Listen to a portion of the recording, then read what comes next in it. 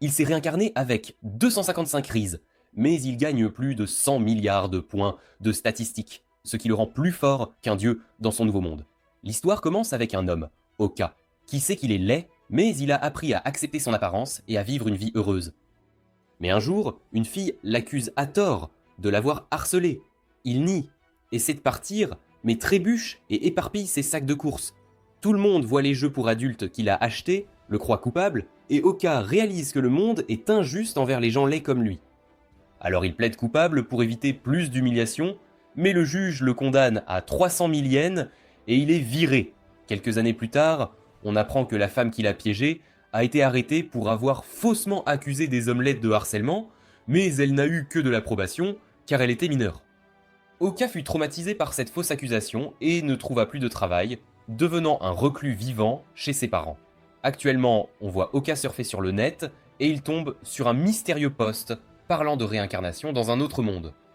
Il rejette ça comme une blague, mais comme il n'a rien d'autre à faire, il décide de suivre le guide pour se réincarner.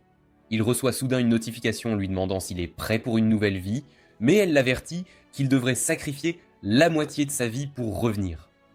Il pense que c'est un virus, mais il clique quand même sur suivant et un formulaire de création de personnage apparaît. Il met son apparence à la valeur la plus basse possible, mais il réalise qu'il a gagné des points bonus pour ça et qu'il peut ajouter des notes spéciales.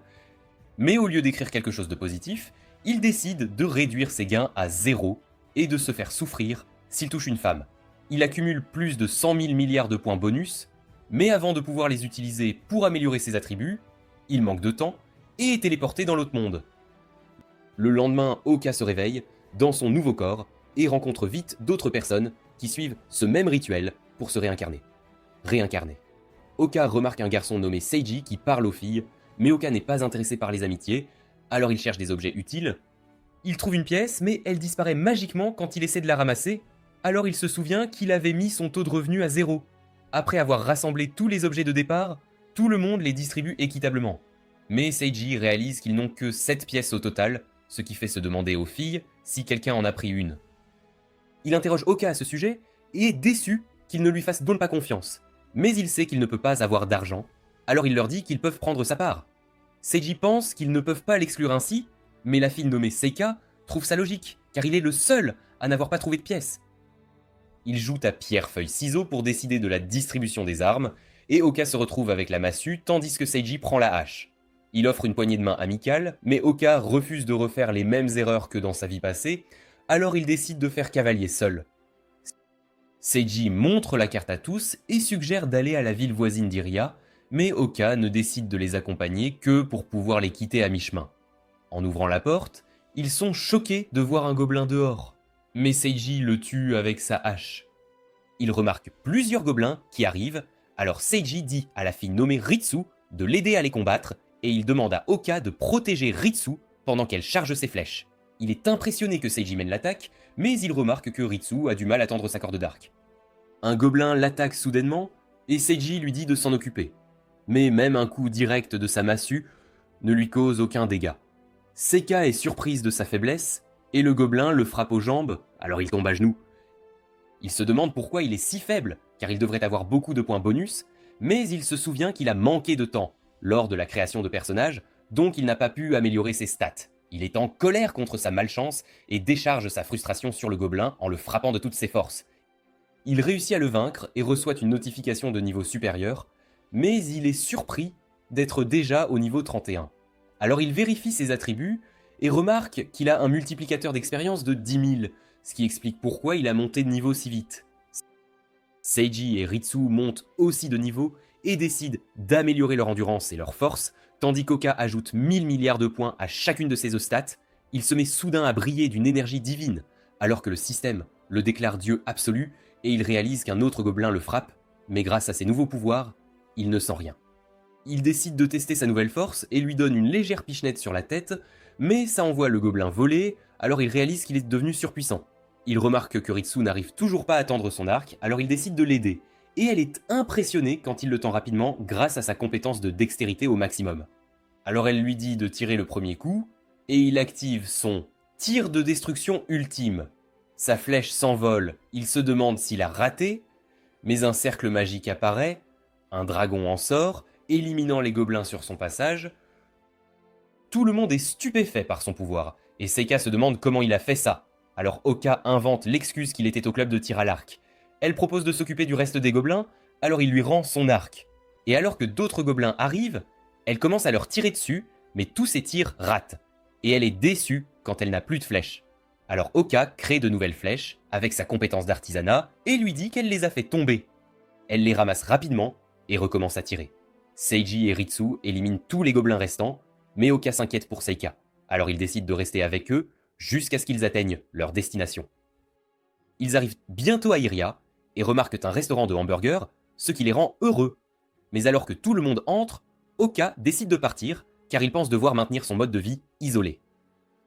Il s'assied près d'une fontaine, mais il a soudain faim car il n'a pas d'argent pour acheter à manger. Il est surpris quand Seika arrive et il tombe dans l'eau, alors elle lui demande s'il va bien. Mais elle lui donne un burger, lui disant que c'est un signe de gratitude pour avoir tendu son arc plus tôt, et il est surpris de sa gentillesse. Il va prendre le burger, mais ses doigts la touchent, accidentellement, et il ressent un choc électrique en perdant des PV, tandis que le burger s'écrase contre le mur. Il subit 50 000 milliards de dégâts de ce bref contact, et digère encore sa perte, mais il remarque Seika qui pleure, car elle pense qu'il a rejeté son cadeau. Il utilise ses talents de communication d'entreprise, et lui dit qu'elle est si belle que ses mains tremblaient, mais qu'il mangerait quand même ce burger avec plaisir. Seika lui donne son autre burger en s'excusant de l'avoir rendu nerveux. Oka mange joyeusement le burger et pense qu'il lui doit quelque chose, alors il décide de rester avec le groupe jusqu'à ce qu'il puisse la rembourser et met son plan de faire cavalier seul en suspens. Seika et Oka visitent l'armurerie et Seika essaie d'acheter plusieurs leleuros de flèches, mais le commerçant lui dit qu'ils n'ont qu'un stock limité. Oka remarque que son sac est déjà plein de flèches. Et même s'il pourrait facilement en créer plus pour elle, il ne peut pas les lui donner sans éveiller les soupçons. Seiji et Ritsu arrivent bientôt, et ils mentionnent avoir trouvé une nouvelle auberge, mais Oka décide de dormir simplement au parc. Seika pense qu'il fait ça parce qu'il est pauvre, alors elle propose de payer sa note, mais il ne veut pas être un fardeau pour elle. Elle devient émotive, pensant qu'il doit la détester, mais il lui dit que ce n'est pas le cas. Alors elle lui attrape le bras, et le mène à l'auberge. Il remarque qu'il ne subit aucun dégât, car elle le touche à travers ses vêtements, et non sa peau. Il pense qu'elle l'emmène toujours avec elle, mais il ne peut pas la laisser seule car elle est si innocente que des gens pourraient lui faire du mal. À l'auberge, Seiji planifie leurs finances, tandis qu'Oka s'inquiète de ne pas pouvoir continuer à devoir des faveurs à Seika. Il réalise qu'il doit trouver un moyen de gagner de l'argent malgré sa malédiction de revenu zéro, sinon il serait forcé de retourner dans le monde qu'ils ont quitté. Le lendemain matin, Oka apporte le petit déjeuner à tout le monde, ce qui les surprend, alors il ment en disant qu'une personne gentille le lui a donné. Seika note que mendier n'est pas bien et qu'il devrait lui demander s'il a besoin d'argent, alors il apprécie l'offre généreuse. On apprend qu'il a en fait acheté le petit déjeuner en fabriquant des flèches et en les apportant à l'armurerie, mais comme il ne peut pas gagner d'argent, il les a échangés contre de la nourriture. Il sait qu'il les a vendus à perte, mais il est quand même content d'avoir pu rendre la gentillesse de Seika. Après le petit déjeuner, Seiji leur dit qu'ils devraient se préparer pour leur prochaine aventure, et Seika pense qu'ils devraient d'abord explorer la ville. Mais il mentionne qu'ils doivent trouver une bonne source de revenus, et note qu'il y a une grotte près de la ville qu'ils devraient explorer, ce qui excite Seika, mais Ritsu se demande si c'est sûr. Un homme nommé Shiro les interrompt soudainement et leur demande s'ils vont à la grotte d'Arga, car ils auront besoin d'un navigateur expert pour l'explorer.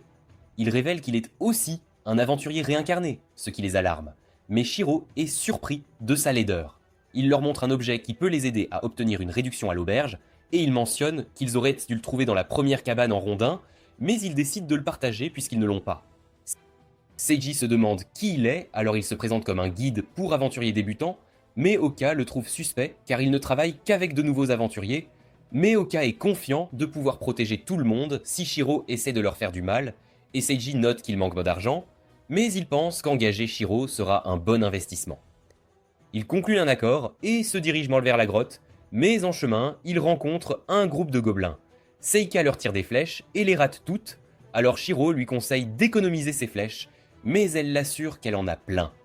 Il pense qu'elle devrait être plus prudente et lui dit de penser que chacune de ses flèches coûte 100 millions de yens. Alors elle vise attentivement et réussit à toucher un gobelin, ce qui impressionne tout le monde. Ils continuent leur voyage et Shiro entraîne Ritsu et Seiji, tandis que Seika s'entraîne à tirer des flèches sur l'arbre, mais elle rate tous ses tirs. Shiro remarque qu'Oka ne s'entraîne pas, Alors il invente l'excuse qu'il ne possède aucune compétence digne d'être entraîné, mais Shiro mentionne que les massues ont un coup ultime, surpuissant, et Oka sait qu'il dit la vérité. On a appris que lorsqu'il est sorti de la ville pour fabriquer des flèches, il a rencontré un orque géant. Alors il a essayé de tester sa compétence de massue la plus forte. Mais le système l'avertit que s'il l'activait, l'impact détruirait tout dans un rayon de 200 km, alors il a décidé de ne pas utiliser un mouvement aussi mortel. Shiro lui dit d'être plus actif au combat, où il prendra aussi sa retraite tôt comme lui, révélant qu'il faisait partie d'un groupe de mercenaires.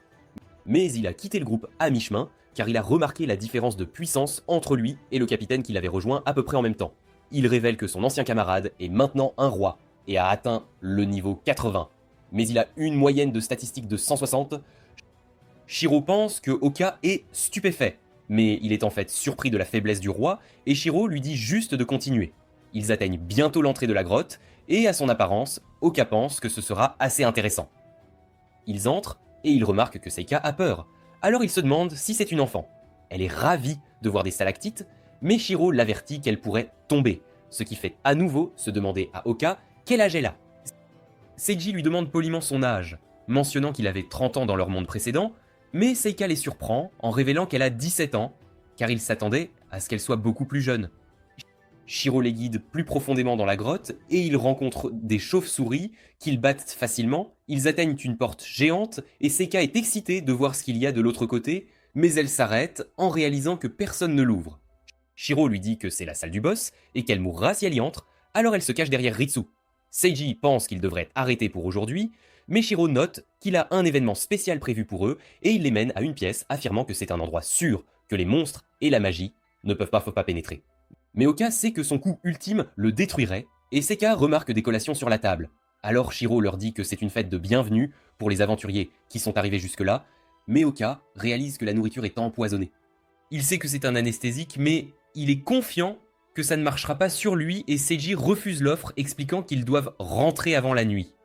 Alors Shiro lui dit que c'est bon et qu'il ne les forcera pas à célébrer.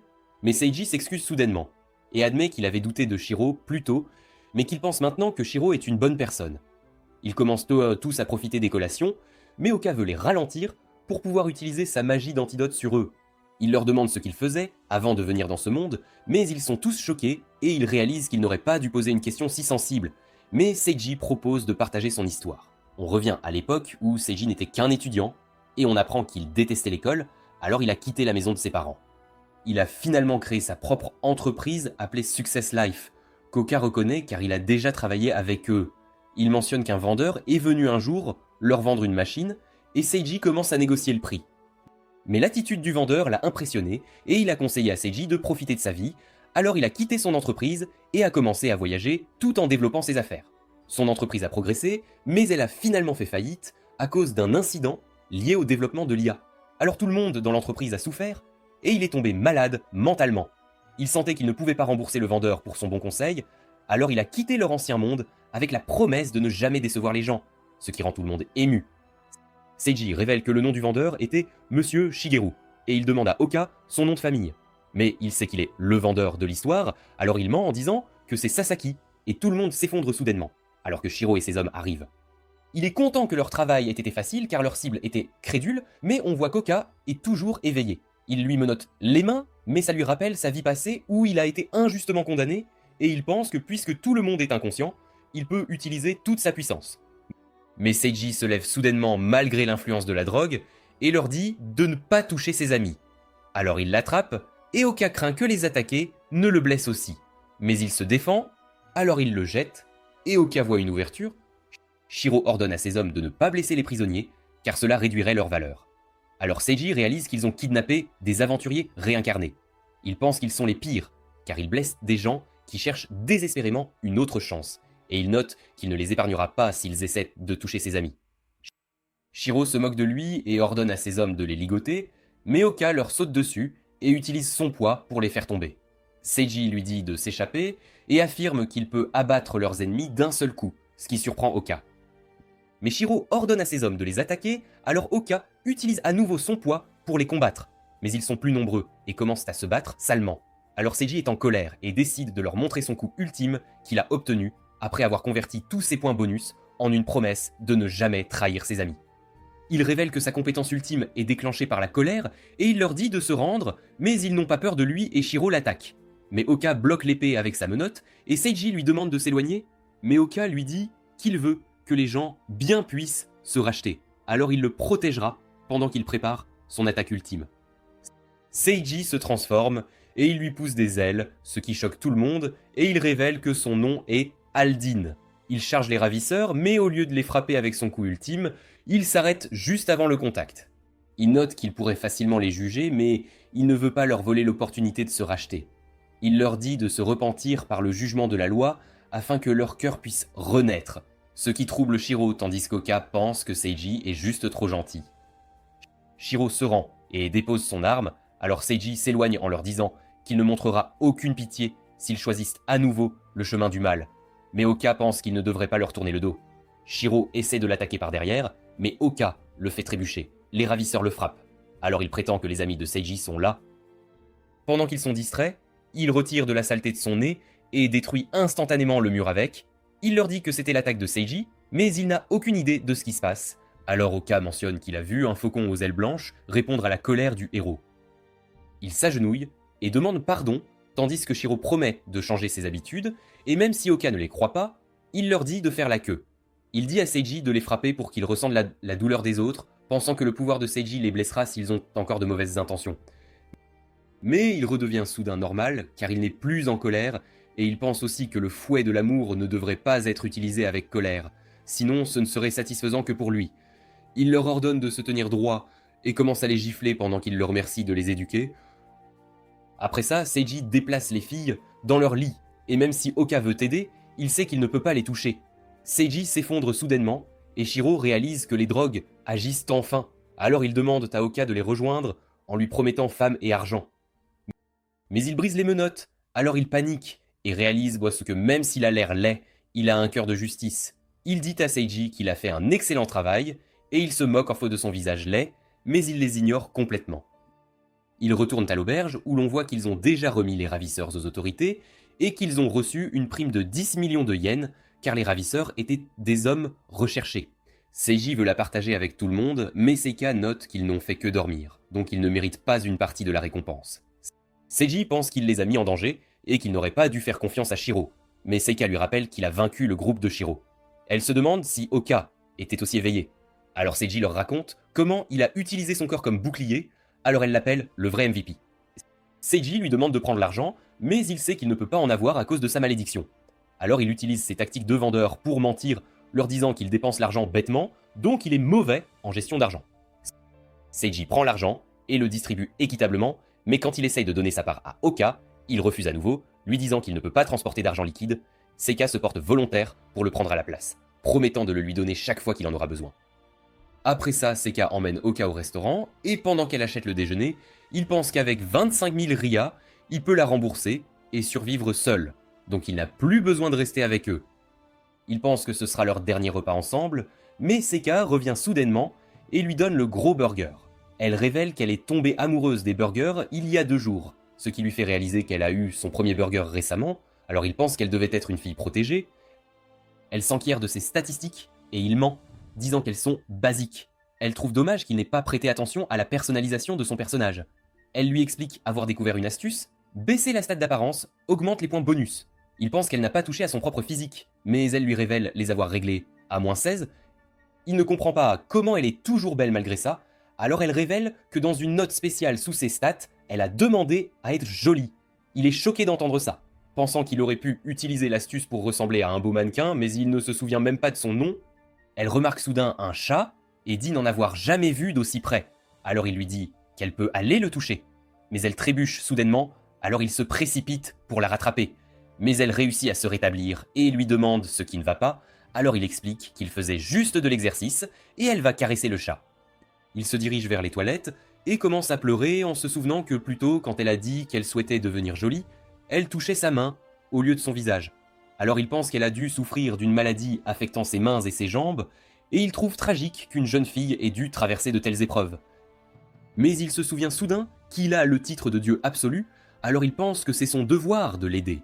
Seika commence à frapper à la porte, demandant à Elka s'il a mal au ventre, alors il mentionne qu'il sortira bientôt. Mais il pense qu'elle manque d'expérience sociale car elle était alitée dans sa vie passée. Il réalise qu'elle sera une cible facile pour les criminels, alors, portant le titre de dieu absolu, il veut s'assurer qu'elle est en sécurité. Il quitte les toilettes et la trouve qui l'attend car elle s'inquiétait pour sa santé. Ils rejoignent le groupe et Seiji suggère qu'ils devraient déterminer leur rôle car cela les aidera au combat. Seiji choisit d'être un héros puisque c'est son objectif, tandis que Ritsu choisit de devenir une mage et il pense qu'Oka devrait être un combattant épique. Seika les interrompt et leur dit qu'elle aussi veut être une héroïne, mais Oka lui demande si elle aimerait être une combattante épique, tout comme lui. Mais elle mentionne qu'elle n'est pas intéressée et ils s'équipent tous de nouveaux matériels. Après avoir terminé leur changement de classe, Seika s'approche d'Oka et lui dit fièrement qu'avec sa nouvelle tenue, elle s'est transformée en une grande mage. Il lui dit qu'elle est magnifique et qu'il est content qu'elle ait finalement décidé de ne pas être une héroïne. Le groupe tient une réunion où Seiji leur dit qu'ils se dirigeront vers la principauté de Valeria et il annonce qu'ils ne devraient pas dépenser beaucoup en collation, ce qui rend Seika émue. Elle demande à Ritsu si elle veut faire de la corde à sauter avec elle et elle accepte, alors elle décide d'aller au parc pendant qu'Oka est heureux de les voir s'entendre. Nous revenons au moment où elles sont toutes deux allées au magasin d'armes, mais Seika semble intéressée par celle faite pour les combattants. Alors Oka lui dit que les mages utilisent rarement des armes, et avec l'aide du vendeur, il la convainc d'acheter une corde à sauter. Oka lui montre comment jouer avec, et elle est surprise de voir qu'il peut bien bouger malgré sa taille. Mais il remarque qu'elle pense à quelque chose, alors elle mentionne qu'elle veut enseigner à Ritsu, mais pense qu'elle est trop distante. Oka réalise qu'elle doit vouloir de l'intimité, car ils ont tous pratiquement fui leurs anciennes vies. Mais il a une idée qui pourrait fonctionner. Nous revenons au présent, alors qu'Oka observe les deux filles jouer, cachées derrière un buisson, et Ritsu maîtrise facilement la compétence. Mais quand Seika lui demande de se présenter, elle tombe soudainement silencieuse. Alors Seika décide de l'appeler Brise, car cela ressemble à une brise. Ritsu continue de sauter à la corde, mais elle saute vers le ciel, et tout le monde est impressionné par ses acrobaties. Alors qu'elle atterrit, tout le monde l'entoure et commence à la louer, lui demandant de rejoindre leur groupe, mais Seika se met soudainement à pleurer, alors Oka sort de sa cachette. Il le trouve si laid qu'il devrait être arrêté, mais Ritsu leur dit qu'il est son membre de groupe, ce qu'ils ont du mal à croire. Il lui dit qu'elle devrait être plus prévenante et au moins répondre à Seika, car c'est insensible d'ignorer quelqu'un.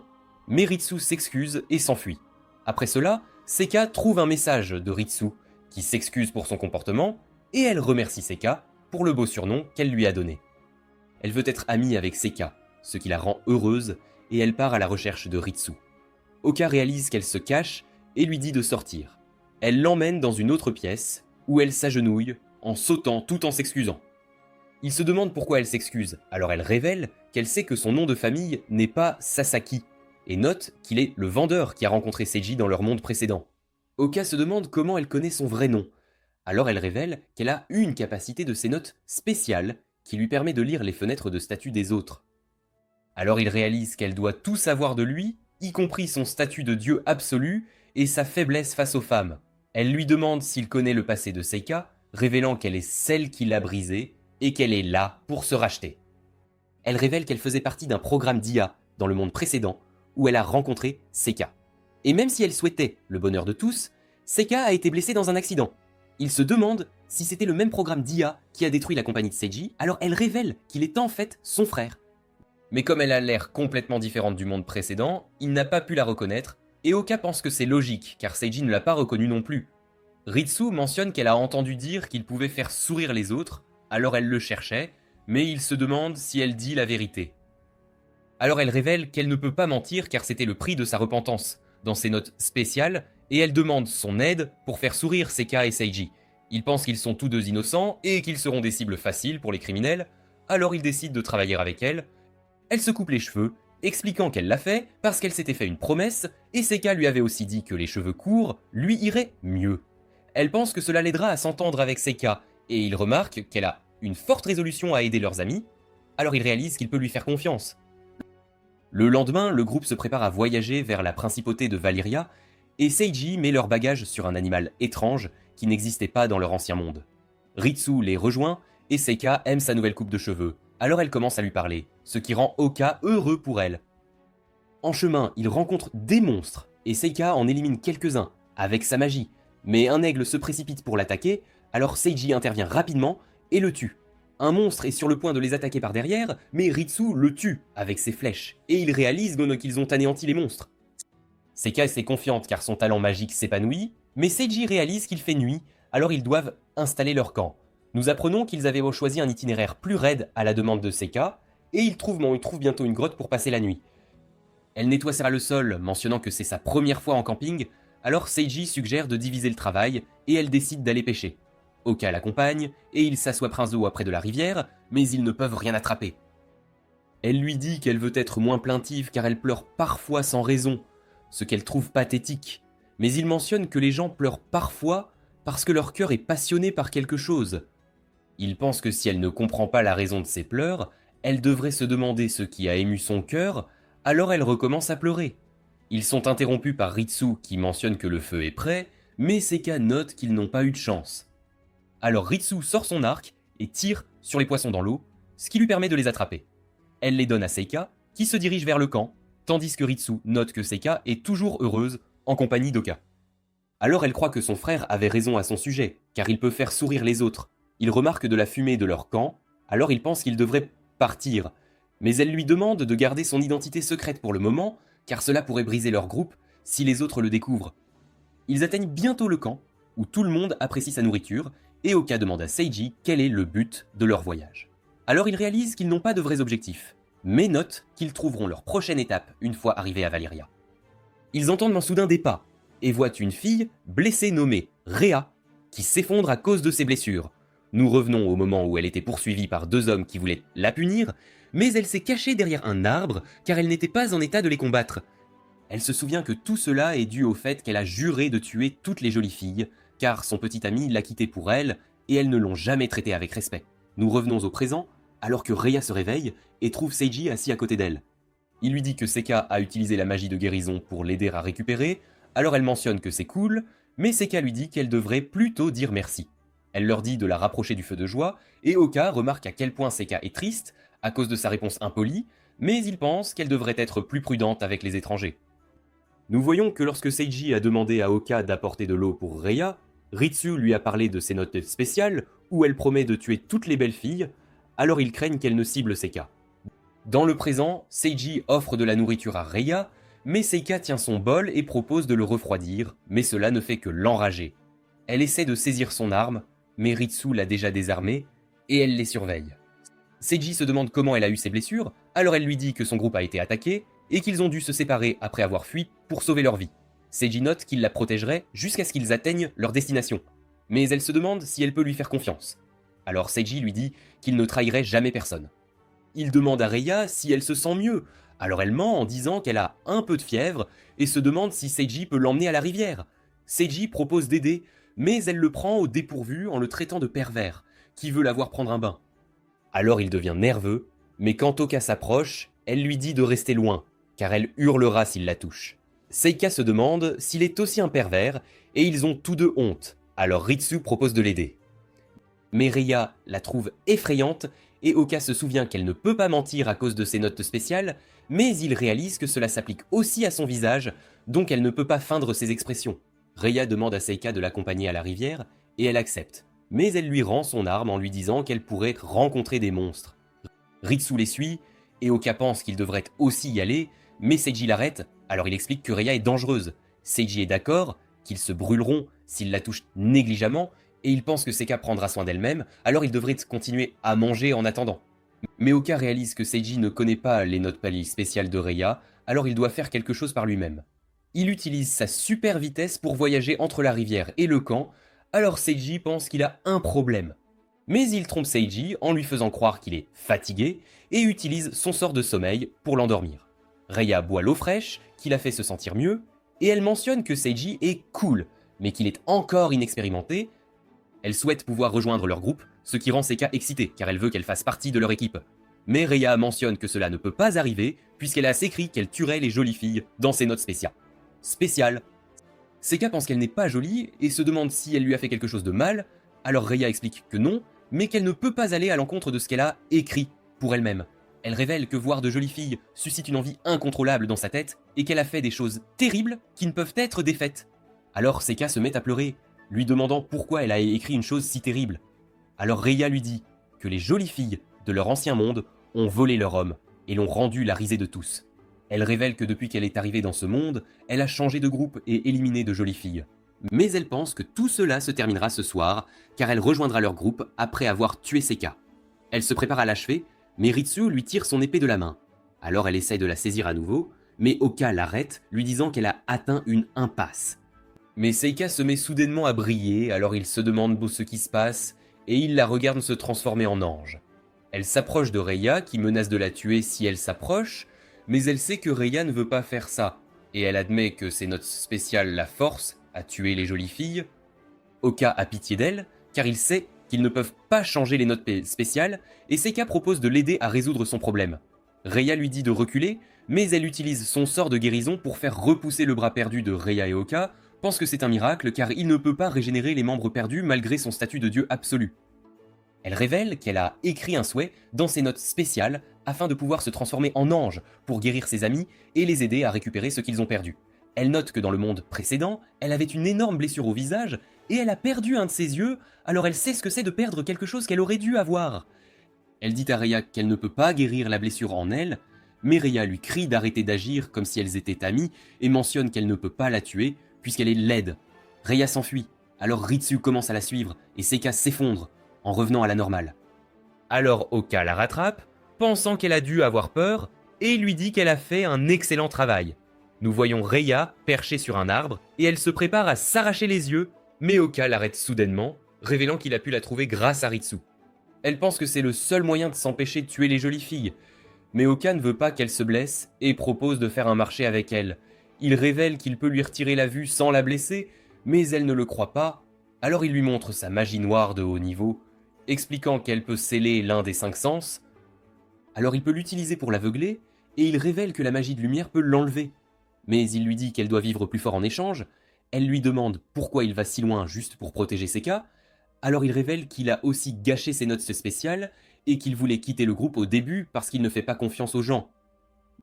Mais elle l'a touché par sa gentillesse, et il voulait la remercier, alors il a décidé de rester dans le groupe pour la protéger. Reiya révèle qu'elle est jalouse d'elle, car elle a un groupe rempli de gens formidables, alors il demande à Reiya si elle veut les rejoindre. Mais elle explique qu'elle ne peut pas faire ça, car elle a déjà causé des dégâts, alors elle pense qu'elle doit être seule, lui disant d'utiliser sa magie pour l'aveugler. Après cela, Seika se réveille, et Oka lui raconte tout ce qui s'est passé, mais elle n'arrive pas à croire qu'elle a un pouvoir spécial. Elle veut l'utiliser pour aider les gens, mais il lui conseille de garder ça secret, car des criminels pourraient essayer de le lui voler. Il explique qu'il lui donne ce conseil, parce qu'elle n'a que 17 ans, et ajoute qu'elle est aussi belle, donc elle est une cible pour les criminels. Elle se demande ce qu'il veut qu'elle fasse, alors il explique qu'il ne lui dit pas de douter de tout, mais de bien connaître les gens avec qui elle traite, afin de pouvoir dire s'ils ont de mauvaises intentions. Elle promet d'être plus prudente, et il lui dit de l'appeler si elle a des problèmes, afin qu'il puisse se précipiter à ses côtés. Elle le remercie de s'être occupé d'elle, et lui offre une poignée de main, mais il sait qu'il subira des dégâts s'il la touche. Il décide de le faire quand même, et il endure la douleur en essayant de ne pas lui écraser la main. Le lendemain, Oka dit à Seiji que Reiya est partie la nuit précédente, et révèle qu'elle a laissé un message sur un arbre, les remerciant d'avoir guéri ses blessures. Seiji mentionne qu'il voulait la raccompagner, mais Oka lui dit que c'est bon, car elle était heureuse en partant, et il révèle qu'elle a dit quelque chose à propos de trouver sa propre voie. Après cela, il se dirige vers Valeria, et Seika est excité de voir à quoi ça ressemble, mais Oka se souvient de la conversation qu'il a eue avec Ritsu. Il lui raconte ce qui est arrivé à Reiya, et elle n'arrive pas à croire que Seika puisse se transformer en ange, mais il se demande pourquoi elle ne le savait pas, puisqu'elle peut lire les notes spéciales de tout le monde. Alors elle explique que les notes de Seika ne mentionnaient rien sur sa transformation, et révèle que le cas de Seiji est différent, car il a écrit un processus de transformation détaillé. Oka veut savoir ce qui est écrit dans ses notes spéciales, lui disant qu'il veut connaître sa faiblesse, alors elle accepte d'écrire tout sur un morceau de papier, mais il se demande pourquoi elle agit étrangement. Il lui dit qu'elle peut le faire après que Seiji ait fixé son objectif pour le voyage, révélant qu'il veut recueillir des informations en ville afin de savoir ce qu'ils doivent faire. Mais Oka note qu'il veut que Seiji soit roi, et explique que Shiro lui a raconté comment son ami a pris le trône, alors il pense que les aventuriers réincarnés peuvent régner sur le pays. Il explique que Seika et Seiji sont tous deux innocents, mais Seiji maintient son innocence, malgré qu'il sache à quel point le monde est sombre, alors Oka pense que Seika peut vivre une vie meilleure s'il devient le souverain du pays. Ritsu pense qu'Oka devrait être le roi, mais il explique qu'il n'est pas fait pour ça, car il n'est pas un joueur d'équipe comme Seiji, révélant qu'il préfère travailler seul. Il pense que Seiji serait un meilleur roi, et Ritsu lui demande de prendre soin de son frère, alors il lui dit qu'ils devraient travailler ensemble. De retour au présent, Oka pense à aider Seka et Seiji à monter de niveau, et Seiji mentionne qu'ils ont presque atteint Valyria, mais il voit un groupe de monstres bloquant leur chemin. Tout le monde charge, mais il note qu'il doit lasser ses chaussures, alors il dit à ses amis qu'il les rejoindra. Oka réalise qu'il ment, car il n'a pas de lacets, mais Seika le croit, et se précipite en avant. Les monstres se préparent à la combattre, mais Oka la protège avec son mur de vent, et lui dit de ne pas s'enfuir. Il voit que Seiji essaie de se transformer, mais il réalise soudain que ses vêtements seront ruinés s'il se transforme en Aldine, alors il les enlève et les plie avant de réessayer. Oka réalise qu'il lui faudra du temps pour se transformer, alors il conduit les autres à une tour où il les booste avec ses bénédictions, leur permettant de vaincre les gobelins qui approchent. Il voit des monstres monter les escaliers et il ne veut pas les anéantir car il veut que ses amis montent de niveau, alors il invoque ses golems de boue pour les combattre. Seiji réussit finalement à se transformer et il se précipite vers ses amis, leur demandant s'ils vont bien. Seika lui demande qui il est, alors il révèle qu'il est un héros errant nommé Aldine et lui dit de tout lui laisser. Il envoie croire les monstres voler et tout le monde est impressionné par ses pouvoirs, mais un golem géant apparaît soudainement. Il essaie de le couper avec sa main, mais ça ne marche pas, et il accuse le golem de lui avoir scellé la main. Mais il mentionne qu'il n'abandonnera pas car il a juré de ne jamais trahir ses amis, et il élimine les monstres avec son épée.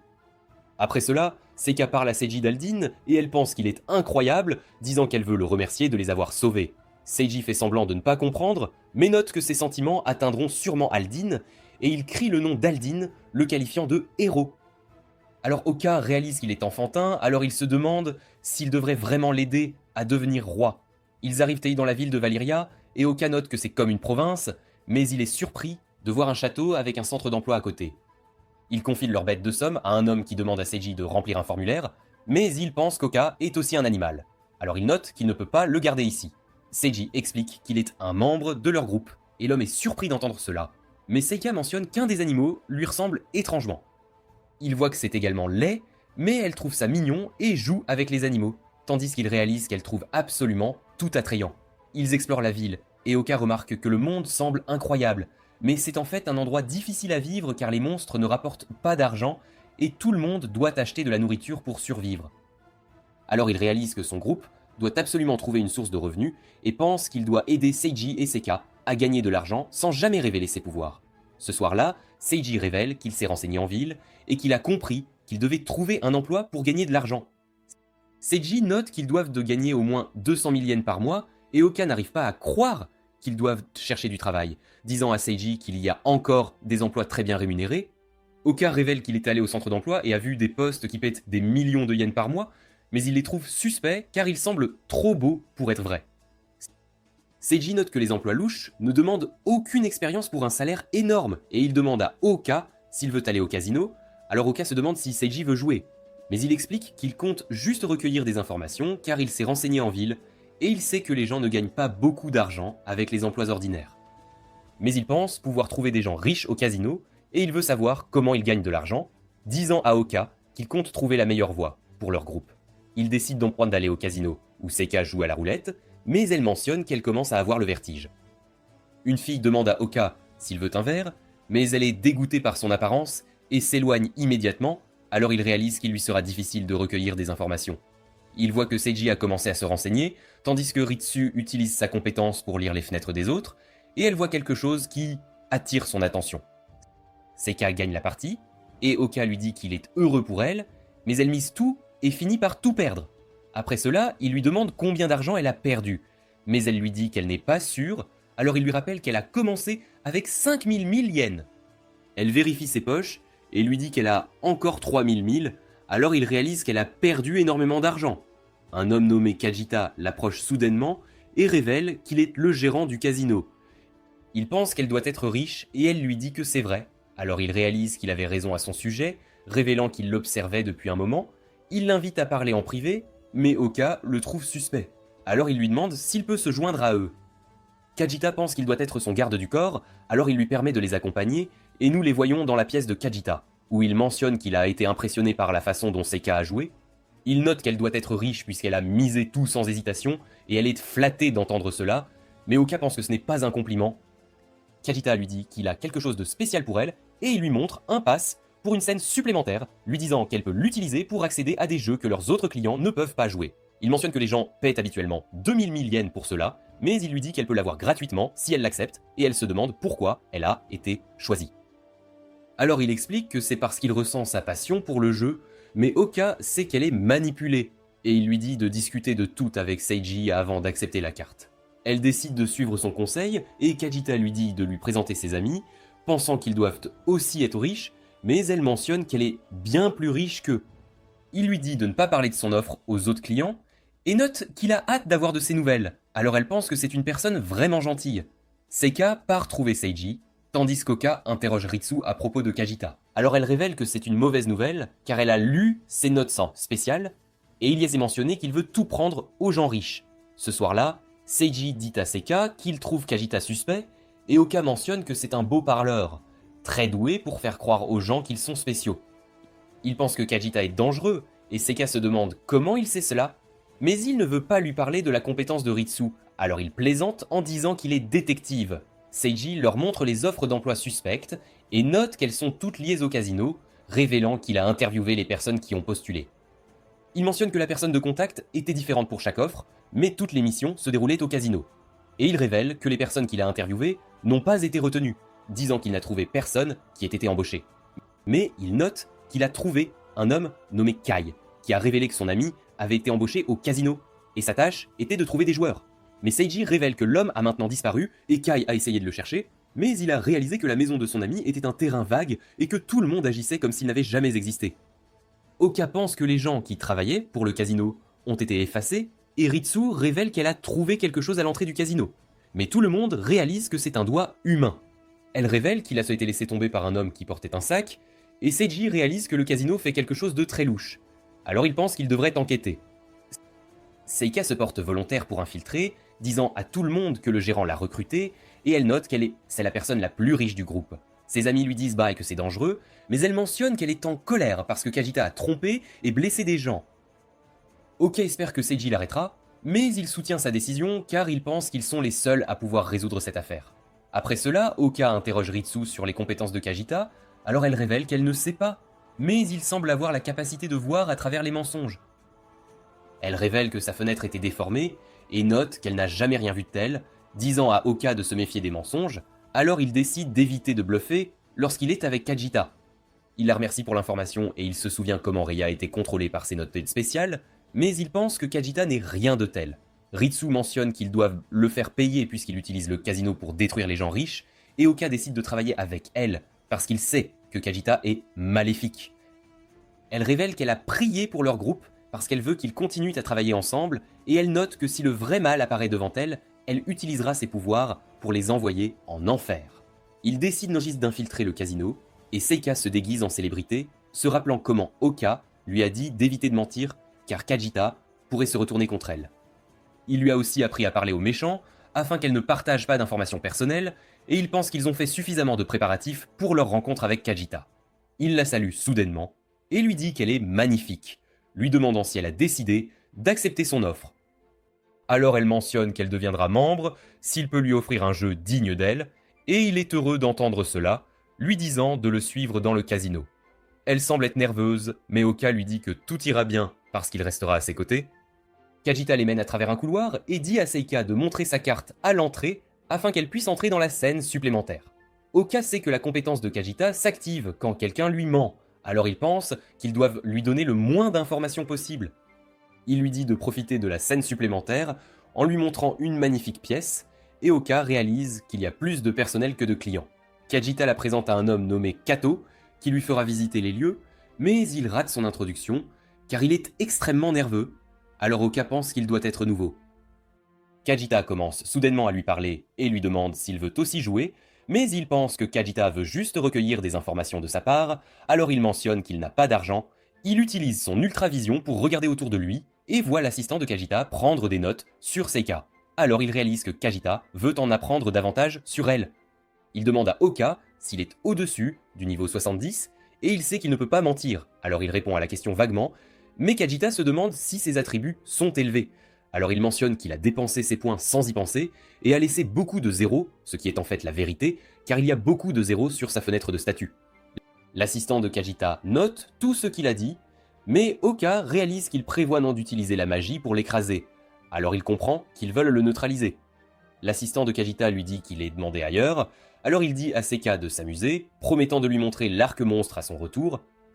Kato mentionne qu'il servira d'escorte et il lui parle des jeux qu'ils ont dans cette scène, mais Oka remarque un autre homme qui lui rappelle son patron quand il était un esclave d'entreprise.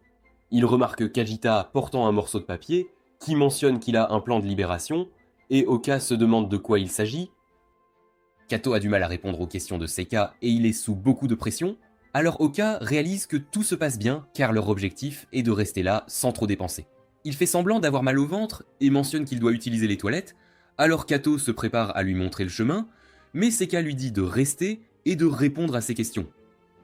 Oka part enquêter sur Kajita et il endort un garde avant d'utiliser sa compétence de transformation pour se transformer en chauve-souris. Il voit Kajita entrer dans une pièce, alors il commence à le suivre, tandis qu'il utilise sa magie dimensionnelle pour surveiller Seika, révélant qu'il peut l'atteindre au cas où quelque chose arriverait. Kajita commence à parler à ses parents, et nous apprenons qu'ils ont eu des difficultés financières, mais ils lui ont appris à vivre une vie heureuse et honnête. Il les admirait toujours, mais un jour, ils ont résisté à la demande d'expulsion, alors l'immobilier et le promoteur ont décidé de les éliminer. C'est alors qu'il a commencé à haïr les gens riches, et après plusieurs années, il a pu se venger, mais il a pensé à mettre fin à sa vie, puisqu'il avait accompli son objectif. Il a soudainement reçu l'invitation à commencer une nouvelle vie, et il a décidé de la saisir, mais il a réalisé que le monde n'est toujours pas juste parce que les riches font souffrir les pauvres. Il pense que l'argent a corrompu les âmes des riches, alors ils doivent être purifiés avec son plan de libération qui les punira pour leurs péchés, et Oka réalise qu'il a dédié sa vie à la vengeance. Kato apparaît soudainement, et il mentionne que Seika veut partir parce qu'elle trouve l'endroit ennuyeux. Kajita lui rappelle leur tactique, lui disant qu'ils doivent la rendre accro au jeu, et il demande au compagnon de Kato s'il comprend leur plan, alors il mentionne qu'il le comprend. Mais Kajita sait qu'il ment, alors il le tue avec sa magie et ordonne à un homme de se débarrasser du corps. Il dit à Kato de ne pas lui mentir et lui demande s'il comprend le plan, alors il note qu'ils doivent laisser Seika gagner aujourd'hui afin qu'elle soit attirée par les jeux. Kajita est content qu'il comprenne le plan et lui dit de continuer le bon travail, mais Oka réalise que Kato est un esclave d'entreprise. Oka retourne auprès de Seika, qui révèle qu'elle vient de gagner 6 parties d'affilée, elle a donc maintenant 200 000 yens. Kato lui dit qu'elle n'a pas toujours besoin de tout miser, mais elle note que c'est sa politique, et Oka sait qu'elle pourrait perdre tout son argent en un instant, mais le plan est de la laisser gagner. Alors il lui dit de continuer, mais Kato s'éloigne soudainement, et Oka sait qu'il va faire son rapport à Kajita. Il touche un jeton et réalise que ses gains nuls ne fonctionnent pas dessus, pensant que ce doit être parce que ce n'est pas de l'argent. Mais Kajita arrive soudainement, et il pense qu'il avait raison à propos de Seika parce qu'elle apparaît comme une excellente joueuse. Il l'invite à jouer à un jeu qui lui convient mieux, lui disant que le taux sera plus élevé et que ce sera joué au Colisée. Il les emmène à l'arène souterraine, et tout le monde entend un rugissement alors qu'il note que le jeu est un combat de monstres. Il leur montre les monstres et explique qu'ils se battront à mort, alors il est sûr que cela fera monter l'adrénaline de tout le monde. L'un d'eux mord la cage, alors Seika en a peur, mais il lui dit de se détendre et il utilise sa magie pour le calmer. Oka se demande d'où il a eu les monstres, parce qu'ils semblent être uniques, alors Kajita révèle qu'ils ont été faits au casino et il demande à Seika si elle veut jouer au jeu. Mais Oka mentionne qu'ils devraient ni laisser Seiji voir les monstres, et Seika explique qu'ils doivent rentrer chez eux afin qu'elle puisse parler du jeu à Seiji. Kajita ordonne à Kato de les raccompagner, et alors qu'ils prennent l'ascenseur, Seika réalise qu'il a une ecchymose sur le visage. Il explique qu'il l'a eu quand il a fait une gaffe et lui dit qu'il va bien, mais Oka sait que Kajita l'a frappé. Elle utilise sa magie pour le soigner, mais il se demande pourquoi elle vient de faire cela, alors elle lui dit que c'est parce qu'elle est une grande mage. Il est touché par ses actions, alors il lui dit de courir et de ne jamais revenir au casino, tandis qu'il lui explique la situation. Elle réalise que Kajita la poursuit, et Kato révèle qu'il déteste son travail, mais il a peur d'être tué, alors il suit toujours les ordres de Kajita. Oka lui dit de courir parce que sa vie est en danger maintenant qu'il a tout révélé, mais il explique qu'il ne peut pas, puisque Kajita sait déjà tout sur lui. Il espère qu'un héros viendra les sauver, et Seiji apparaît soudainement en tant qu'Aldine, Mais Seika se demande pourquoi Ritsu est avec lui. Alors elle explique qu'elle a infiltré le casino seule, mais il est soudainement apparu et il mentionne qu'il va s'occuper du gérant du casino. Ils entendent les gardes approcher, alors Seiji dit aux filles de s'échapper par les escaliers et il retire ses ailes, en entrant dans l'ascenseur avec Oka et Kato. Kato parle à Seiji du pouvoir de Kajita, révélant qu'il punit les menteurs en drainant leur force vitale et il sait si une personne ment parce que sa cible brillera en rouge dans ses yeux. Les gardes les voient alors qu'ils quittent l'ascenseur et ils demandent à Kato ce qui se passe. Mais il dit à tout le monde d'évacuer parce que les monstres souterrains sont sur le point de devenir incontrôlables. Alors les gens quittent le casino pendant que Kato guide Seiji et Oka vers l'arène souterraine où Kajita met en œuvre son plan de libération. Mais un homme utilise soudainement l'ascenseur et Kato note que c'est le seul moyen d'atteindre l'arène, alors ils doivent attendre qu'il revienne. Seika apparaît soudainement sous sa forme d'ange et Seiji ne la reconnaît pas, alors elle se présente comme la demoiselle du soleil, Corona. Elle explique qu'elle est là pour aider parce qu'une fille lui a demandé de sauver ses amis, et elle révèle qu'elle a le pouvoir de guérison.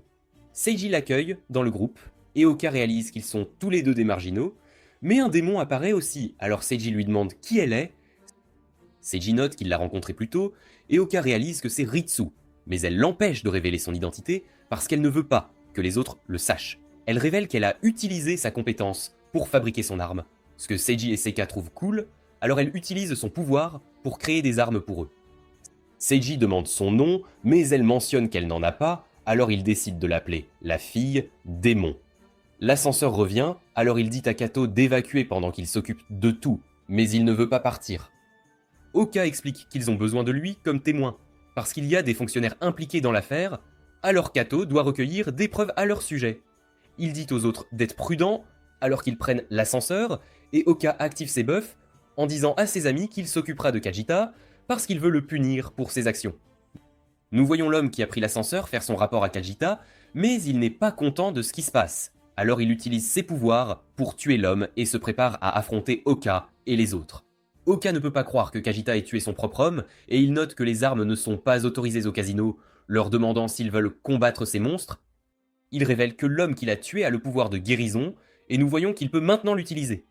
Alors Ritsu réalise qu'il peut voler les pouvoirs des gens qu'il tue.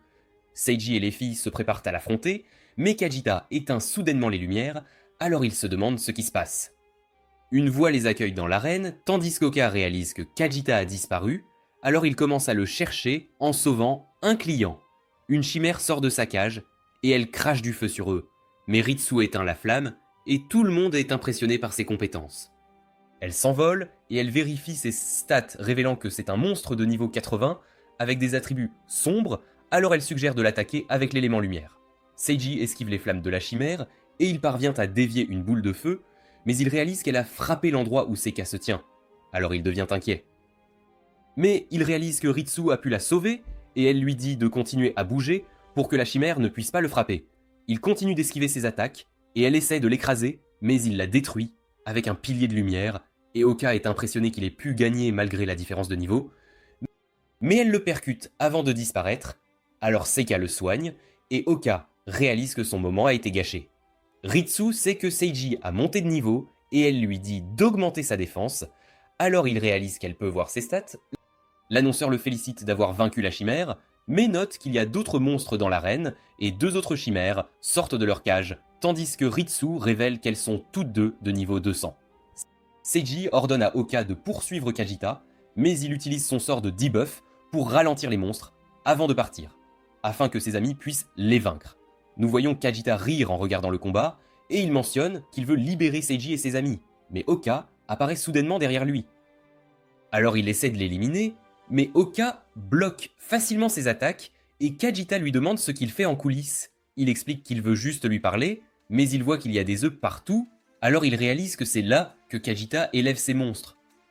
Il essaie de poignarder Oka par derrière, mais il bloque facilement les attaques, et dit à Kajita qu'il sait ce qui se passe au casino, lui demandant s'il déteste les riches. Alors il explique qu'il ne les aime pas, puisqu'ils font toujours souffrir les pauvres, pensant qu'ils sont mauvais parce que l'argent les a corrompus. Il note que son âme est pure puisqu'il a connu la pauvreté, et il pense qu'il doit purifier les riches parce qu'ils sont tombés dans la dépravation. Oka lui dit de se rendre, mais il pense qu'Oka n'a aucune chance contre lui puisqu'il est déjà au niveau 521. Il pense qu'il est si puissant que même une armée ne peut le vaincre, mais Oka lui dit qu'il est juste comme les riches, qu'il déteste parce qu'il fait souffrir des innocents. Il est en colère en entendant cela, alors qu'il se souvient comment les riches ont tué ses parents, mais Oka le frappe soudainement et lui dit qu'il est un combattant épique. Nous revenons à Seiji et ses amis, et nous voyons qu'ils sont sur le point de combattre le dernier monstre, mais Ritsu note que ses stats sont absolument folles. Seika soigne Seiji qui est déterminé à faire tout ce qu'il faut pour vaincre le monstre afin qu'il puisse retrouver Oka.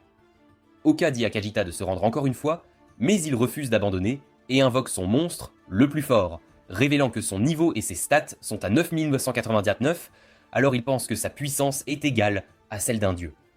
Il ne sait pas comment Oka a dépensé ses points, mais il est certain qu'il les a tous gaspillés en compétences de combat, donc sa magie doit être absolument nulle. Kajita mentionne que son monstre peut utiliser le sort le plus puissant du monde, la foudre des dieux, qui couvre Oka d'éclairs, et Kajita pense qu'il est définitivement perdu. Mais il utilise soudain un sort appelé Blizzard de la Croix du Nord, qui gèle la pièce et empale le monstre de glace. Il s'élance et le coupe en deux, et Kajita se demande ce qui vient de se passer. Oka explique que la foudre des dieux n'est que le deuxième sort le plus puissant, et que le blizzard qu'il a utilisé est le plus puissant du monde. Kajita se demande comment il peut utiliser la magie, car il est censé être un combattant épique. Alors il explique que c'est juste un titre donné par Seiji, révélant qu'il est en fait le dieu tout-puissant. Kajita sait qu'il ne ment pas, mais refuse de croire ce qu'il dit. Alors il se précipite sur lui, mais il est soudainement poignardé par derrière et reconnaît l'arme, la lance d'ordonnance. Une fille nommée Karina sort soudain d'un portail et lui dit qu'il n'aurait pas dû voler et tuer un de leurs membres qui avait le pouvoir de synthétiser des bêtes magiques. Il note qu'il a tout fait pour elle parce qu'elle lui avait dit vouloir voir un autre dieu. Mais elle n'a aucune idée de ce qu'il raconte. Alors il se demande si elle lui ment, l'appelant la déesse tout-puissante, et Oka est surpris d'entendre cela, réalisant qu'elle est comme lui. Elle pense que Kajita est déjà mort, mais elle s'en fiche, et elle demande à Oka s'il veut parler, car elle sait qu'il est aussi un dieu tout-puissant. Il lui dit de rester loin, alors elle lui demande s'il est timide, mais nous apprenons qu'il est prudent, car il pourrait mourir si elle le touche. Il lui demande pourquoi elle a tué Kajita, car ils sont censés être du même côté, et elle explique qu'ils appartiennent tous deux au groupe appelé la Lance d'Ordonnance. Mais elle note qu'il n'est qu'un autre homme qui l'adorait. Elle révèle que l'arme qu'elle a utilisée pour le tuer n'est qu'un symbole, et note que leur groupe est une alliance de personnes réincarnées qui ne peuvent pas vivre comme des citoyens ordinaires. Elle mentionne que la plupart de leurs membres sont des criminels et des marginaux, qui pourraient moins causer le chaos s'ils faisaient ce qu'ils voulaient, alors ils ont décidé de créer un groupe pour maintenir l'ordre dans le monde. Oka lui demande si c'est elle qui a créé le groupe, mais elle lui dit qu'elle travaille juste avec eux pour se débarrasser des membres gênants comme Kajita. Elle invite Oka à les rejoindre car elle pense que son apparence fait aussi de lui un marginal, lui disant qu'il a dû régler son apparence au minimum pour maximiser ses statistiques. Alors il réalise qu'elle sait comment fonctionnent les attributs, et elle se demande ce qu'il a d'autre sacrifié pour devenir le dieu tout-puissant, pensant que ce doit être son désir d'être avec des femmes. Elle note qu'il est comme un samouraï prêt à se donner la mort, et elle lui dit qu'elle est seule parce que personne n'est à sa hauteur. Mais elle pense qu'il est la seule exception, car il a aussi fait des sacrifices pour devenir le dieu tout-puissant, et elle veut qu'il soit son ami puisqu'il pourrait être le seul à pouvoir la comprendre. Il lui dit qu'ils peuvent être amis, mais note qu'il ne rejoindra pas la Lance d'Ordonnance, car son but est de guider ses amis dans ce monde, et il l'invite à le rejoindre. Mais elle réalise qu'ils ne s'entendront pas, et elle lui dit qu'elle deviendra un obstacle pour lui. Alors il se demande ce qu'il a fait pour la contrarier. Kajita se relève soudain, et il sait qu'elle lui a menti car elle lui avait dit un jour qu'elle voulait rencontrer un dieu. Elle admet qu'il a raison, révélant qu'elle veut voir un dieu qui la guiderait chaque fois qu'elle est en difficulté, et il se prépare à lui voler ses pouvoirs. Mais elle utilise son portail pour lui couper le bras, et son masque tombe. Alors elle est gênée, car Oka peut maintenant voir son visage. Mais elle lui dit qu'elle doit rentrer chez elle, alors elle lui fait ses adieux, et part par son portail. Après une semaine, ils célèbrent tous, et nous voyons qu'ils ont maintenant une montagne d'argent qu'ils ont reçue du gouvernement pour avoir arrêté Kajita. Nous avons appris que Seiji ne voulait pas l'accepter lorsque les fonctionnaires la leur ont donnée car il n'avait agi que par justice, mais Oka lui a dit que le gouvernement aurait des problèmes s'il refusait la récompense. Aldin et ses amis étaient censés en recevoir une énorme partie, mais ils ne sont pas apparus, alors le groupe de Seiji en a reçu la moitié à la place parce qu'ils étaient impliqués dans l'incident. Seiji note que la fin de Kajita est ironique, car il a été écrasé par le château qu'il a construit, et nous apprenons qu'Oka a fait croire qu'il était mort lorsque le casino s'est effondré, mais il n'a jamais parlé de Karina à personne. Seika dit à Oka qu'ils sont maintenant riches, et nous apprenons qu'ils ont des millions de yens, mais Seiji note que l'argent peut disparaître en un instant, s'ils ne savent pas comment l'utiliser. Elle rappelle à Seiji qu'il le lui a donné comme fonds de renforcement du groupe, alors elle prévoit de tout dépenser pour rendre tout le monde plus fort, et Oka pense que c'est une excellente idée. Le lendemain, Oka parle à Seiji de la lance d'ordonnance et note qu'ils pourraient devenir des obstacles pour lui s'il veut devenir un héros. Oka lui montre leur drapeau et explique qu'il était attaché à la lance qui servait de symbole, alors il pense qu'il devrait interroger les gens à ce sujet. Kato les rejoint soudain et appelle Seiji un héros. Alors il explique qu'il est un Aldin, mais Oka sait que Kato connaît déjà la vérité puisque c'est évident. Il révèle que le riche client qu'ils ont sauvé cherche une escorte car il veut retourner chez lui en toute sécurité. Et nous apprenons qu'il est le président d'une entreprise qui fabrique des armes. Seiji accepte la tâche et Kato révèle que le nom du client est Sakurai, alors Oka réalise que c'est son patron de son monde précédent. Après cela, le groupe de Seiji rencontre Sakurai, qui le remercie de lui avoir sauvé la vie. Mais il remarque soudain Seika, et il s'agenouille devant elle, tandis qu'Oka se souvient qu'il était connu pour harceler les filles. Ils montent ensemble dans la calèche, et Oka est content que Sakurai ne le reconnaisse pas. Mais nous voyons Karina les observer, alors qu'elle note qu'Oka a l'air hypocrite. Ils arrivent sans le plus tard dans la ville natale de Sakurai, où ils le rejoignent pour le dîner, et Seika est émerveillé par la nourriture. Mais Oka se souvient que Sakurai ne mange pas beaucoup, car il essaie de contrôler son taux d'acide urique. Mais une fille nommée Matsu utilise son sort de récupération sur lui pendant qu'il mange, et Oka réalise que c'est ainsi qu'il réinitialise son taux d'acide urique. Il révèle que Seiji lui a montré le drapeau de la lance d'ordonnance, et note qu'il ne le reconnaît pas, mais il pense qu'un de ses employés pourrait en savoir quelque chose. Le lendemain, un homme nommé Subaru les accueille à la compagnie d'armes Sakurai, et il leur fait visiter en expliquant comment ils fabriquent leurs produits.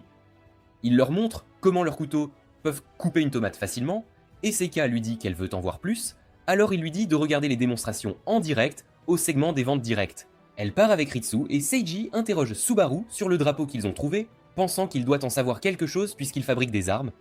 Il révèle qu'il ne le reconnaît pas, mais note qu'il a déjà traité une commande personnalisée, où un groupe de personnes lui a commandé 1 millier de lances. Il mentionne qu'il portait des capes avec un motif similaire, mais ils ont soudainement disparu après qu'il leur ait livré leur commande, et il a essayé de visiter leur maison. Mais il a réalisé qu'elle était vide. Oka l'interroge sur la lance d'ordonnance, alors il révèle qu'il n'en a jamais entendu parler. Mais Ritsu les interrompt soudain, leur disant que quelque chose est arrivé à Seika. Mais il réalise qu'elle fait juste une démonstration en direct, et Subaru réalise qu'elle a du talent, alors il veut qu'elle les rejoigne. Ce soir-là, Seiji dit à Oka qu'il veut créer une entreprise pour l'avenir de leur groupe, et il note qu'il est difficile de bouger avec l'argent qu'ils ont, car ils ne peuvent pas faire confiance aux institutions financières de ce monde. Il mentionne qu'ils doivent découvrir la vraie nature de la lance d'ordonnance, et pense que créer une entreprise les aidera à atteindre leur objectif, car ils pourront recruter des alliés à leur côté. Mais Oka mentionne qu'il est contre, car c'est trop risqué, et il rappelle à Seiji ses notes spéciales. Oka lui dit qu'il ne peut pas trahir ses amis, donc si l'un d'eux se rebellait contre lui, il ne pourrait rien faire pour leur nuire. Oka lui dit de devenir roi à la place, et de s'entourer de confidents dignes de confiance qui gouverneront le peuple pour lui, pendant qu'il supervisera tout d'en haut. Oka pense que c'est la meilleure façon pour lui de régner puisqu'il ne sera pas lié par ses notes spéciales, mais il pense qu'Oka veut qu'il dirige l'entreprise comme ça, alors il décide d'embaucher un président. Il remercie Oka pour le conseil, mais il réalise que Seiji l'a mal compris, et il se souvient comment son commentaire du monde précédent a affecté l'entreprise de Seiji. Il dit à Oka de devenir l'un de ses membres fondateurs, puisqu'il veut qu'il serve de confident, mais Oka pense qu'il ne devrait pas être dans l'entreprise. Il parle à Seiji de ses notes spéciales, révélant que son taux de revenu est nul, donc l'argent disparaîtra dès qu'il le touchera. Mais Seiji pense que cela n'a pas d'importance, car c'est une bonne personne, lui disant qu'il aurait pu utiliser ses notes spéciales pour effacer leur argent, afin qu'ils deviennent aussi misérables que lui. Seiji supplie Oka de lui prêter sa force, alors il décide de travailler avec lui, lui disant de s'assurer que leur entreprise soit un succès. Le lendemain, Seiji parle aux filles de leur plan de créer une entreprise, expliquant qu'ils créeront un système de soutien pour ceux qui sont marginalisés par leurs notes spéciales. Les filles décident de le rejoindre, et Seika lui demande comment il nommera l'entreprise, mais il veut l'appeler les humains flamme ardente, et tout le monde trouve que ça sonne ridicule. Après cela, ils quittent la ville natale de Sakurai et retournent à Valyria, où ils démarrent leur entreprise. Un mois plus tard, Seiji présente ses amis au président de l'entreprise, Kai, leur disant que c'est lui qui lui a donné des informations sur le casino. Il révèle que Seiji l'a embauché pour se faire passer pour un employé de casino, et Oka se demande comment il a survécu puisque Kajita pouvait détecter les mensonges. Alors Kai révèle que rester discret est sa compétence spéciale. Seiji mentionne que Kai gérera leur entreprise, et Kato apparaît soudain, révélant qu'il travaillera aussi avec eux. Seiji note qu'il est le président de leur entreprise, Vice Bridge, qui se concentrera sur la présentation d'un chemin vers une vie juste, même pour ceux qui souffrent à cause de leur note spéciale. Il explique que le nom de leur entreprise signifie « pont vers la lumière », et Oka est content qu'ils aient en fini avec un nom décent, mais Seiji note qu'ils ont une mission top secrète. Il mentionne qu'ils doivent recueillir des informations sur la lance d'ordonnance, et nous apprenons qu'Oka en a déjà parlé à tout le monde, mais il ne leur a pas parlé de Karina puisqu'elle était aussi une déesse absolue. Oka forme Seika à travailler là-bas, pendant que Seiji vérifie les documents des futurs inscrits, et Ritsu utilise sa capacité pour les enquêter. Nous voyons Seika et Oka interviewer les inscrits, et l'un d'eux mentionne qu'il souffre, révélant qu'il ne peut pas accepter d'argent à cause de ses notes spéciales. Seika lui dit qu'il peut accepter des biens comme paiement au lieu d'argent, et il se demande pourquoi il n'y a jamais pensé, tandis qu'elle note qu'ils sont experts dans la gestion des notes spéciales. Il la remercie pour son conseil, et Oka note qu'elle est devenue un membre fiable de l'entreprise. Mais à l'arrivée de la prochaine inscrite, Oka devient nerveux en voyant une femme, et il a le pressentiment que quelque chose de grave est sur le point de se produire. Elle a peur de lui car il ressemble à un monstre, alors Seika explique qu'il est la mascotte de l'entreprise, mais elle trouve étrange qu'ils gardent une créature aussi laide avec eux. Elle sait qu'ils associent les gens à des emplois qui correspondent à leurs compétences, et elle se demande s'ils ont un emploi pour elle, alors Seika lui dit de remplir la feuille d'inscription. Mais elle se demande si elle doit vraiment écrire ses notes spéciales, alors Seika explique que leur objectif est de les surmonter, et parle à la femme de Reiya, qui vit maintenant une vie normale malgré ses notes spéciales. Nous voyons Seiji lire une liste de primes, et Keido explique qu'il a recueilli les informations auprès d'un bureau gouvernemental, pensant que cela les aiderait à trouver les membres de la lance d'ordonnance. Seiji note qu'ils sont tous des criminels recherchés, et il examine leurs photos, notant qu'ils sont tous dangereux. Nous revenons à la femme alors qu'elle écrit ses notes de spécial, et donne la feuille d'inscription à Seika, qui réalise que son nom est Lia. Elle demande à Seika si elle peut regarder sa main, alors elle l'ouvre pour Lia qui lui demande si elle a un secret. Seika pense qu'elle peut lire dans ses pensées, mais Lia révèle qu'elle a juste utilisé une astuce que les diseurs de bonne aventure utilisent, connue sous le nom de lecture à froid. Elle explique que cela fonctionne en posant des questions qui s'appliquent à tout le monde, et révèle qu'elle était une diseuse de bonne aventure populaire dans le monde précédent, alors Seika pense qu'elle est incroyable. Nous avons appris qu'elle était autrefois une travailleuse de nuit, et que son travail consistait à s'asseoir et à boire avec des hommes, mais un vendeur d'une société de commerce lui a appris la divination, et Oka réalise qu'elle fait référence à lui. Elle note que c'était un homme étrange, qui amenait de nouveaux employés de leur entreprise au bar, et échangeait la position des nouveaux employés avec les travailleuses de nuit, afin de pouvoir leur apprendre à vendre. Il leur a aussi enseigné des astuces pour se connecter avec les gens, y compris la divination, et il lui a donné un livre sur le sujet, ce qui l'a intéressé. Elle a lu le livre jusqu'à la fin, et a vu une note sur la dernière page qui mentionnait qu'il ne la laisserait jamais tomber. Elle a continué à apprendre sur le sujet, et est devenue connue comme la déesse de la divination, mais elle mentionne que tout cela est grâce à son professeur. Ce soir-là, Oka parle à Ritsu, qui lui dit que la vérification des antécédents des candidats est presque terminée, mais il note qu'il ne s'attendait pas à être de nouveau un employé d'entreprise, et il lui demande si elle sait ce qui lui est arrivé dans le monde précédent. Elle sait qu'elle a été faussement accusée, révélant qu'elle a enquêté sur son cas, alors elle sait que la fille qui l'a piégée avait l'habitude de mentir à ce sujet. Elle lui dit qu'elle croit en lui, et il est content qu'elle connaisse la vérité, mais elle mentionne qu'ils doivent continuer la vérification des antécédents. Il note que la prochaine candidate est Lia, et il utilise sa compétence de recherche pour la chercher. Mais il se demande ce qu'elle fait dans un endroit aussi étrange. Elle s'approche d'une fille et lui demande si elle doit de l'argent à l'homme qui vit là. Alors elle révèle que son frère était malade et qu'elle a dû emprunter 10 000 yens pour payer ses médicaments. Mais sa dette a atteint 1000 gold de yens, et elle pleure car elle ne sait pas quoi faire, tandis que Lia mentionne que l'usurier la vendra si elle ne peut pas payer le montant qu'elle lui doit. L'usurier nommé Kaido apparaît, et il reconnaît Lia, lui demandant si elle s'amuse encore avec son client. Oka se souvient qu'il était sur la liste des personnes recherchées, et il voit le drapeau de la lance d'ordonnance, alors il réalise que Kaido appartient au groupe. Il dit à la fille qu'aujourd'hui est sa date limite, mais elle le supplie de renoncer aux intérêts, car elle ne peut lui payer que 10 000 yens. Mais il lui dit de ne pas le sous-estimer, et Ritsu lit sa fenêtre, révélant qu'il valorise l'argent plus que les vies, et qu'il ne croit pas aux dieux. Il commence à menacer la fille, mais Lia propose de l'acheter, et il se demande pourquoi elle continue d'acheter ses clients. Mais elle lui rappelle qu'il est un homme recherché, il doit donc se cacher des autorités, et elle mentionne qu'il est plus sûr pour lui de vendre la fille maintenant afin de pouvoir s'en débarrasser. Alors, il accepte de la vendre à Lia, qui utilise sa compétence supprimée sur la fille, expliquant que cela l'empêchera de se suicider. Et elle dit à la fille qu'elle lui appartient maintenant. Mais elle lui ordonne de rentrer chez elle, et Oka dit à Ritsu de la suivre, tandis que Lia demande à Kaido où est l'autre enfant qui doit le payer aujourd'hui. Alors il explique que le garçon est déjà mort, car il a entrepris une quête dangereuse pour recevoir une énorme récompense, mais il n'est jamais revenu. Kaido l'invite à rejoindre la lance d'ordonnance, mais elle explique qu'elle n'est pas intéressée, et lui dit qu'elle doit partir car le vent nocturne est mauvais pour sa peau. Après que Lia soit rentrée chez elle, elle se met à pleurer car elle n'a pas pu sauver le garçon, et Oka la regarde de loin tandis que Ritsu lui dit que l'entreprise s'occupe de la fille et de son petit frère. Il réalise que Lia n'est pas mauvaise, mais nous voyons Karina en ville, et elle semble reconnaître Lia. Le lendemain, Oka emmène Seka à une fête foraine, où il s'approche d'un stand de glace, mais il réalise que tout le monde a peur de lui, car il ressemble à un monstre. Elle mentionne qu'elle veut gagner une poupée à un jeu de fléchettes, alors elle décide d'essayer, mais elle rate complètement la cible. Oka lui donne des conseils pour améliorer sa visée, mais une fille joue soudain au jeu et elle touche la cible, alors le commerçant lui donne le prix. Oka est surpris de voir que c'est Karina, et elle donne la poupée à Seka, lui disant qu'elle veut être son amie. Mais Seka ne semble pas intéressée, et Karina lui demande si elle a des amis, alors elle lui parle de Lia. Elle dit à Karina qu'elle doit en apprendre plus sur elle avant qu'elle ne devienne amie, et elle invite Seka à aller voir le défilé où les gens paniquent en voyant Oka. Karina dit à Seka qu'elle a toujours voulu voir Dieu, et elle se demande quel genre de personne il est. Mais Seka se demande pourquoi elle pense que Dieu est une personne. Alors elle explique qu'un Dieu tout-puissant est une personne réincarnée qui a scellé l'un des désirs humains.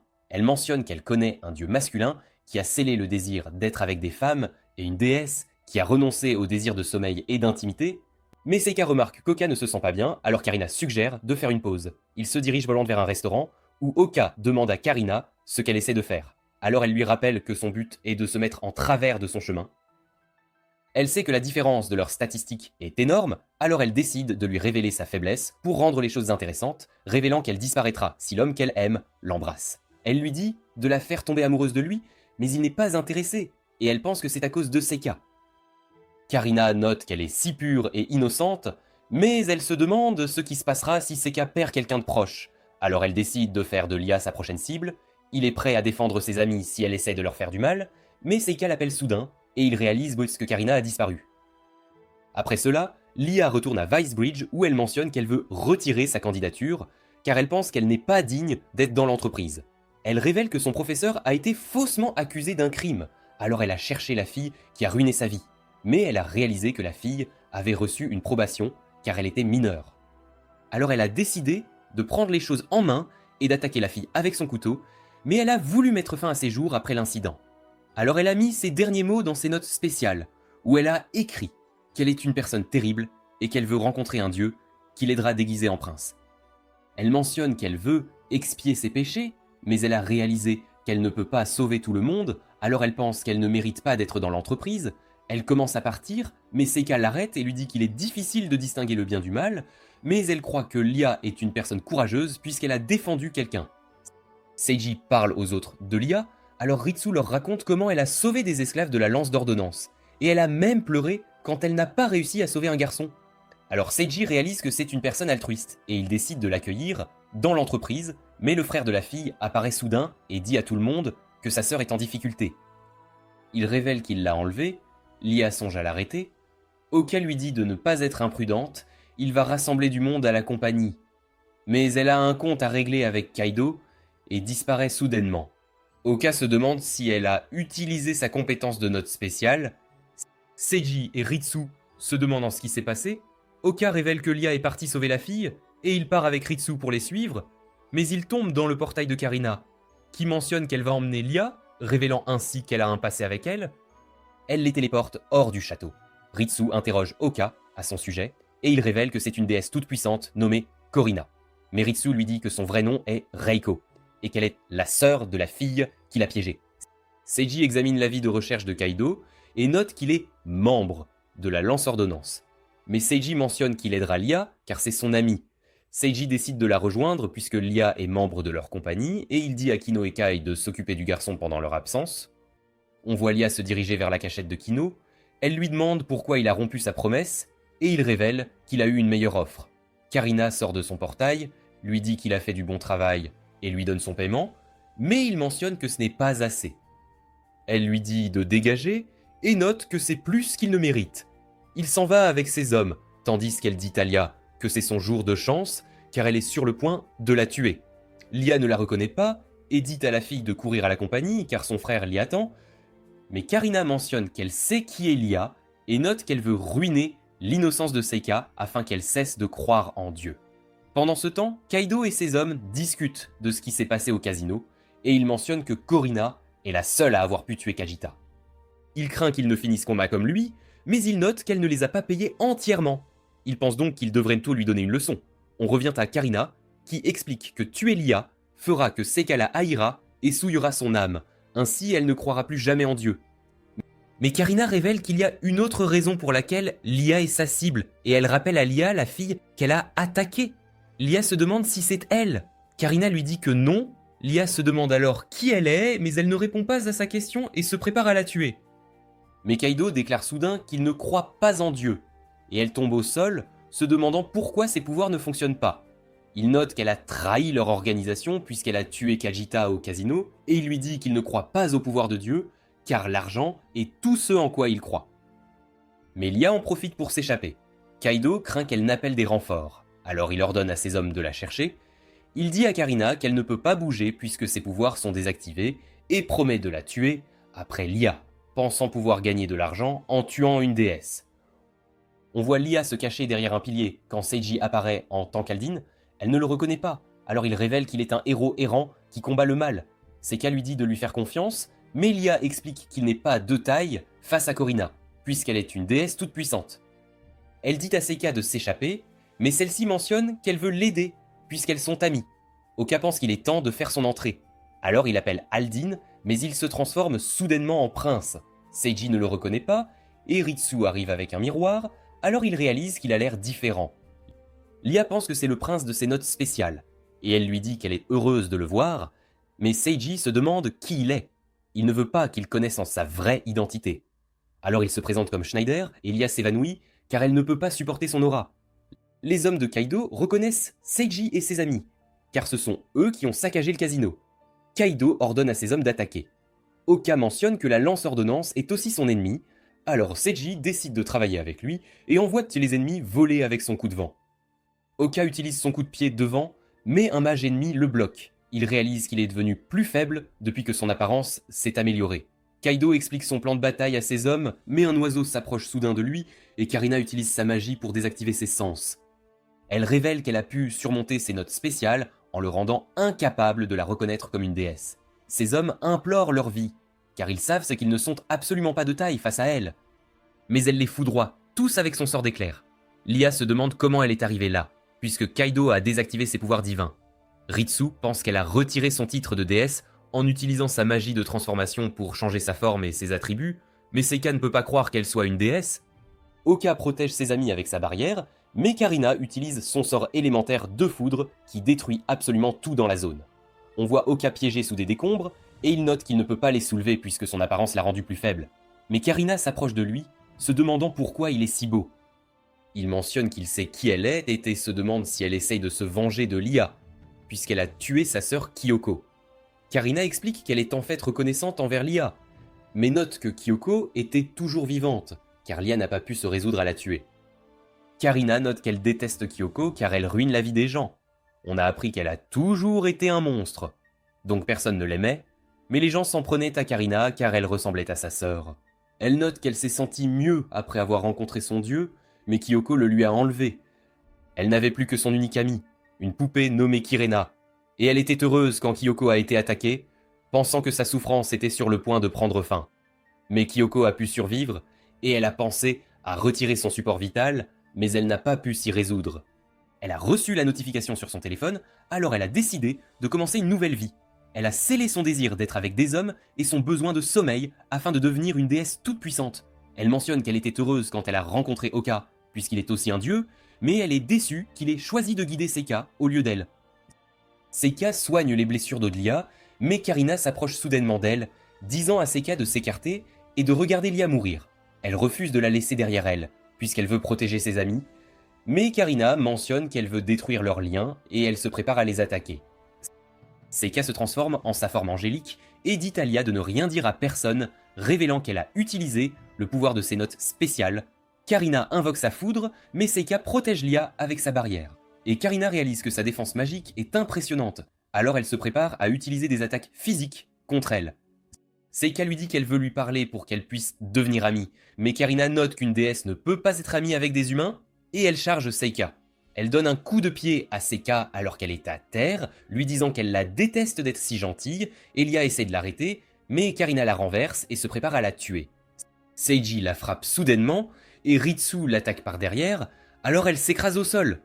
Seiji mentionne qu'il ne laissera personne blesser ses amis, lui disant qu'il est venu l'arrêter, et il la charge avec Ritsu, mais Karina bloque facilement leurs attaques.